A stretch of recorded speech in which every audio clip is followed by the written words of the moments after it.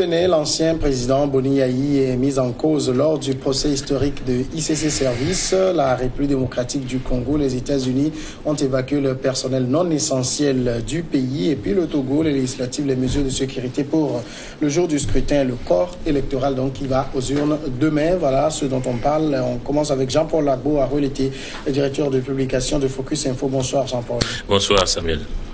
Ibrahim Acha, directeur de publication de Temps Nouveau. Bonsoir Ibrahim. Bonsoir Samia. Nous allons au Bénin pour commencer. L'ancien président du Bénin, Dr Thomas Boni Yayi, a été cité mardi par plusieurs responsables de ICC Service, une structure d'épargne illégale qui a fait plus de 150 000 victimes entre 2006 et 2010, au deuxième jour du procès historique qui s'est ouvert au Bénin après plus de 8 années d'attente. L'affaire ICC Service, baptisée l'affaire Madoff béninoise, le plus gros scandale financier de ce pays, est jugé cette semaine par la nouvelle Cour de répression des infractions économiques et du terrorisme à Porto Novo. Jean-Paul, voilà donc les premières révélations qui commencent par sortir et on apprend que ceux qui ont été à l'origine de ce gros scandale financier étaient couverts. Oui, effectivement, parce que pour arriver à ce niveau d'escroquerie, à ce montant-là, nécessairement, à un moment donné, il fallait avoir quelques appuis, y compris dans le milieu politique. Eux-mêmes parlent de collaboration donnant-donnant, les uns protégeant les autres et les autres finançant les activités des uns.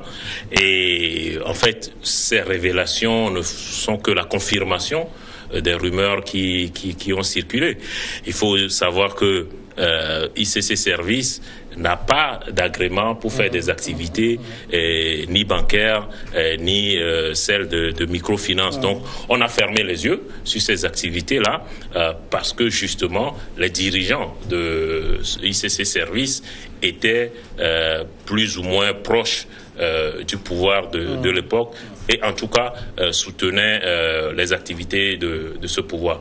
C'est la démonstration que lorsque il y a une proximité importante entre le milieu d'affaires et le milieu politique, on court de graves dangers, y compris par rapport aux investissements de pauvres épargnants, comme ça a été le cas au Bénin. Ibrahim Acha, avec cette révélation, on est en droit de se demander qui finalement a escroqué les Béninois. C'est ICC Service ou c'est l'État béninois d'alors? Non, mais il faut dire que c'est ICC Service qui a escroqué les Béninois parce que c'est ICC Service qui était à l'œuvre, c'est cette structure qui a traversé, c'est cette structure qui a enrôlé les Béninois dans cette affaire de financement. Gagnant-gagnant parce qu'il y a eu un investissement, vous investissez, on vous dit que vous devez avoir un intérêt mirobolant là jusqu'à 100 à 200%. Donc c'est vraiment une affaire juteuse pour les Béninois et les gens sont rentrés dans ce circuit et d'investissement et voilà. Mais le problème c'est que l'État béninois s'est montré nonchalant dès le début. Il y a eu un laisser-aller parce que ça arrangeait certaines personnes. Il y avait certains qui étaient proches du cercle décisionnel et qui en tiraient aussi des dividendes, donc qui protégeaient cette affaire justeuse et bon voilà, et au finish après les gens se sont rendus compte que c'est une affaire qui n'allait pas prospérer, que ça allait éclabousser les gens tôt ou tard, d'autant plus que quand vous voyez un peu la structure même de management et même d'évolution de cette affaire, vous verrez que ça ressemble un peu à ce que nous appelons souvent le financement de Ponzi, structure pyramidale là. Donc vous avez vu que vous investissez, ceux qui viennent en même temps, qui sont enrôlés dans cette affaire, ce sont ce sont les fonds qu'ils ont amenés, qui servaient à payer ce qui y était. Donc au fur et à mesure que la chose évoluait de façon pyramidale, ce qu'à un moment ça devait s'écrouler. Donc l'État béninois a compris à un moment donné que bon voilà, il faut arrêter cela pour ne pas aller dans des situations assez compliquées. et ne pas pouvoir s'en sortir. Voilà pourquoi déjà en 2010 on a arrêté cette affaire. Bon, le drame dans cette affaire, pourquoi il y a eu ces révélations comme quoi on implique Yahi Boni et certains même dignitaires du régime sous son règne, c'est parce que à un moment donné l'État a compris que bon, il faut arrêter cette façon de faire d'investir, mais seulement il y a eu selon les révélations d'un responsable de ICC Services, l'État est allé mettre la main sur, il y a eu des saisies voilà, de leurs biens, on a mis la main sur des milliards et il y a eu des révélations même qui parlaient même des hélicoptères qui sont allés prendre plusieurs milliards dans le domicile d'un responsable de cette structure. Et voilà, donc jusque là ils ont pensé à un système de dédommagement et non à un système de remboursement des fonds. Donc voilà, ce qui peut amener aussi les Béninois à dire que l'État était complice de ce qui se faisait, de cette escroquerie qui ne dit pas son nom. Mais impliquer aujourd'hui toute la structure étatique d'alors dans cette affaire, alors qu'on sait que c'est sous le règne de Yahi Boni que l'affaire a été stoppée. Oui, je ne sais pas si on implique toute la structure étatique, puisque vous avez des témoins à charge qui, aujourd'hui, qui faisaient partie de l'équipe de Yahi Boni. Pour les partisans de Yahi Boni, c'est un règlement de compte. D'abord, par la nature même de la juridiction, justement, qui s'occupe de ça. Et souvenons-nous que c'est cette même cour qui avait condamné Sébastien Adjavon. Donc, il y a une suspicion sur la crédibilité ou l'impartialité de cette cour qui, selon beaucoup enfin, certains Béninois, aurait été créée justement pour régler des comptes, y compris des comptes politiques, des comptes économiques. Mais l'État béninois, en tout cas les dirigeants de l'époque, ne peuvent pas s'exonérer de leurs responsabilités. Lorsque une structure qui n'en a pas l'agrément, qui n'en a pas les prérogatives, et brasse autant de sommes d'argent dans un domaine auquel il ne devait pas normalement exercer, on parle de 150 milliards, je crois, et ce qui concerne plusieurs milliers de Béninois, au minimum, l'État béninois était un complice passif, au minimum, je veux dire. Et puis, lorsqu'on révèle qu'il y a eu beaucoup de sommes d'argent qui a circulé, le monsieur Aplogan parle par exemple de valises d'argent qui auraient été données à l'ancien ministre de la Justice, Victor Topano, qui, soit dit en passant, s'intéresse beaucoup à l'actualité togolaise et donne leçon à tout le monde. On se rend bien compte que lui-même n'est pas aussi blanc que ça. Donc, oui, l'État béninois est responsable en partie de ce qui s'est passé pour n'avoir pas stoppé ça à temps. Maintenant, la justice qui est en cours aujourd'hui, les juges détermineront quelle a été véritablement la part de responsabilité de chaque acteur dans ce drame économique et social, même si peut-être on retiendra aussi la responsabilité politique de l'État béninois en tant que tel. Jean-Paul l'évoque, il s'agira pour la Cour de situer les responsabilités, mais il a aussi dit que cette Cour, elle est décriée. Est-ce que vous pensez qu'elle ira jusqu'à faire comparaître Yahi Boni? Ah oui, mais si, comment l'appelle-t-on, la procédure exige que Yahi Boni vienne pour qu'on l'écoute, mais je pense qu'il doit se présenter, puisque il est certes vrai que c'est un ancien président, mais il est devenu un citoyen, et comme on le dit toujours, nul n'est au-dessus de la loi, donc lorsque les nécessités de la procédure vont vouloir qu'il arrive, il va certainement répondre. Bon, ce sont des suspicions à l'état actuel, quand on parle de règlement de compte et autres, ce ne sont que des suspicions, parce que sous Yahi Boni, vous avez vu comment Talon a été traîné aussi avec cette affaire de financement, d'empoisonnement. Non seulement ça, il y a eu même des problèmes au niveau de l'investissement, au niveau de la culture du coton, avec tout ce que l'État béninois a eu à investir dedans. Donc il y a, on sentait à l'époque alors que c'était une façon pour écarter un candidat assez sérieux. Au finish, Talon a été contraint à l'exil, il est parti, mais après, Yayi Boni même s'est ravisé, il s'est rendu compte que ce n'était pas une bonne approche, donc il fallait revoir les choses. Donc il y a eu cette histoire de réconciliation et Talon est venu, au finish, il est devenu président. Mais je me dis qu'avec la rencontre qui s'est tenue à Abidjan, tout juste après son arrivée au pouvoir, et avec Yayi Boni, bien évidemment, il y a eu le président togolais qui y était, donc il y a eu des accords qui ont été scellés. En même temps, je peux y parler aussi de réconciliation entre les deux hommes. Donc, pour le moment, on ne peut pas tout de suite aller sur le volet règlement de compte, mais il faut dire que la justice togolaise est en train de faire un travail. C'est un très bon travail parce qu'il faut aussi que la vérité se manifeste sur ce dossier. Mais on sent aussi que Yayi Boni a envie de revenir, du moins au Parlement. Il vise le perchoir, selon les dires des journaux béninois, et que ça ne plairait pas beaucoup aux locataires de la Marina actuellement. Bon, vous savez, sur la sphère politique, il y a beaucoup de choses. Il y a aussi en tout cas des non-dits.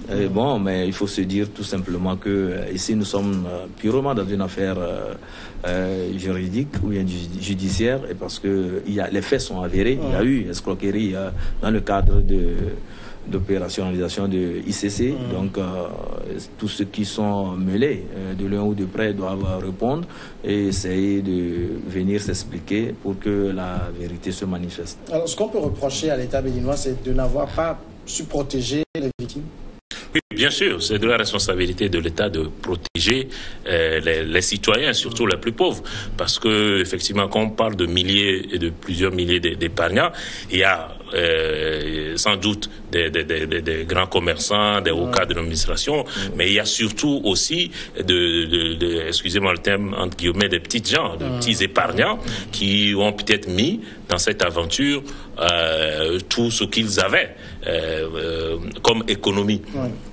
Même si on peut aussi leur reprocher, et ça a été le cas dans certains pays, cette recherche ou ce gain facile, parce que lorsqu'on vous promet 160% de rémunération, ça n'existe nulle part ailleurs. Donc, ça veut dire nécessairement qu'il y a anguille sous roche et que tôt ou tard tout allait s'écrouler, mais ils y ont cru. Et il appartenait justement à l'État de les protéger, d'autant plus qu'encore une fois cette structure n'avait pas la qualité pour exercer dans ce domaine d'activité. Et lorsqu'on apprend aussi, encore une fois, qu'ils étaient couverts, malgré tout ça, qu'il y avait une proximité avec la présidence béninoise, la responsabilité de l'État béninois doit être nécessairement retenue.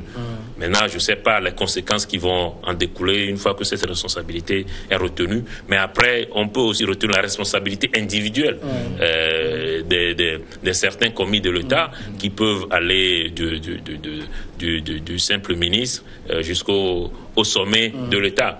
Et effectivement, les partisans de Yayi Boni estiment, même si ça a pris du retard pour s'ouvrir, ce procès, estiment que ce procès tombe à pic, puisqu'on est à quelques mois des élections législatives. Et comme tu l'as dit, Yayi Boni est annoncé comme probable candidat, non seulement à cette élection, mais aussi au perchoir. Si Talon veut poursuivre ces réformes, il faut nécessairement qu'il ait une majorité à l'Assemblée. Mais on sait que si Yayi Boni se mêle à la course, ça risque d'être compliqué pour Talon. Donc, ces partisans estiment que c'est un procès basé peut-être sur des faits réels, mais c'est un procès avant tout destiné à salir et à éliminer éventuellement un adversaire politique, d'autant plus que les principaux opposants de Yayi Boni sont en prison, ou de Talon sont en prison ou en exil. Alors, mais l'affaire ICC Service même pose le problème de la crédulité même des populations dans ces genres de services qui viennent. On voit une microfinance ou un certain nombre d'initiatives apparaître, on ne vérifie pas les agréments et tout, et on a envie de gagner de l'argent et on va investir dedans. Oui, je peux dire que c'est le contexte qui favorise la pauvreté et surtout dans certains pays, on parle de la vie chère, on parle aussi de l'accaparement des ressources du pays par une certaine catégorie d'individus. Et quand vous êtes dans ces pays et qu'il y a de l'injustice sociale, toute opportunité qui s'offre à vous, vous courez, vous pensez que bon, voilà, c'est salvateur, quoi. Et donc, je pense que c'est le problème qui est actuellement, et ça fait que lorsque ICC Services a annoncé ses services, si j'ose le dire, les gens ont accouru, ils ont trouvé en cette structure, disons, une porte de sortie pour pouvoir faire face à leur situation de précarité et autres. Donc, vous avez vu que certains sont allés même contracter des prêts. Il y en a qui sont allés chez des usuriers. Bon, l'essentiel, c'est de tout faire pour déposer le capital. Et au fur et à mesure que vous prenez les dividendes, vous prenez tout ce qu'il y avait comme bénéfice, vous pourrez remonter la pente et pouvoir rembourser. Voilà, c'est comme ça que les gens ont pris la chose, et voilà, tout le monde s'est jeté dedans. Même il y avait des commerçantes au marché de Dantokpa qui avaient leur petit commerce et ça marchait bien, mais quand il y a eu cette affaire, les bonnes dames sont allées contracter des prêts et certains même n'ont pas hésité à mettre tout le capital dedans, et voilà au finish ce que ça a donné comme situation. Et cela nous rappelle aussi en même temps ce qui s'est passé, la situation pareil au Togo avec Redemar. Vous avez vu comment ça a commencé aussi, c'était presque mais ici, sauf que Redemar n'était pas en cessation de paiement. Même au Bénin, on a parlé de cessement de paiement parce qu'à un moment donné, il ne se retrouvait pas. Mais au Togo, c'est que ça devait arriver. Ça devait arriver, inévitablement, ça devait arriver parce que quand vous voyez un peu le fonctionnement même des investissements pyramidales, ou bien pyramidaux, autant pour moi, vous allez voir que c'est au fur et à mesure que les choses évoluent, bon, il y a un manque de fonds parce qu'il n'y a plus de nouvelles adhérents et à un moment donné, tout le système va s'écrouler. Donc au Togo, on a arrêté ce système à temps et il faut vraiment féliciter les autorités togolaises pour cette diligence parce que je me dis qu'aujourd'hui, on devait assister à un drame encore plus sérieux. Voilà, c'est la situation. Et au Bénin, comme il y a eu à un moment donné une cessation de paiement, bon, l'État a pris ses responsabilités, mais c'est que elle a pris cette responsabilité un peu plus tard. Il fallait prévenir ça en amont lorsque tout ceci a commencé. Je pense qu'un État qui a vraiment les outils pour pouvoir travailler, je peux parler des renseignements, je peux parler de la police, de la justice et même de la cour des comptes et autres, là, des structures qui s'occupent du financement, devait en même temps signaler que voilà, il y a disons un type de financement est pas assez crédible qui est en train de se dérouler. Donc il fallait prendre des mesures, disons, adéquates pour pouvoir parer à toute éventualité. On a laissé donc jusqu'à ce que la structure opère de 2006 jusqu'à 2010. Vous voyez que vraiment ça fait assez de victimes. C'est pourquoi on parle de 150 000 victimes. Et pour, disons, un capital allant jusqu'à 150 milliards. Vous voyez un peu la nature de cette affaire. Et donc voilà, donc moi je me dis que c'est de la responsabilité des États de veiller beaucoup à ce genre, pour que ce genre de situation n'arrive pas. Il faut très tôt arrêter ces histoires en tout cas d'investissement, mais cela nous rappelle aussi en même temps, et ça renvoie aussi au système de microfinance. Il faut aussi voir, parce qu'il y a eu aussi des escroqueries. En ce sens, si je prends par exemple à Sokodé, il y a eu des structures qui se sont implantées, les gens sont allés mettre de l'argent, mais du jour au lendemain, on ne retrouve plus les responsables. Ils ont pris la clé des champs, on ne les retrouve plus. Bon, l'affaire IDH, l'État à un moment donné a trouvé quelqu'un pour reprendre la structure et redresser la barque, mais finalement, ça n'a pas marché toujours. Donc on se dit que l'État a cette responsabilité de veiller à temps. On va marquer la pause et on va revenir après, continuer par en parler.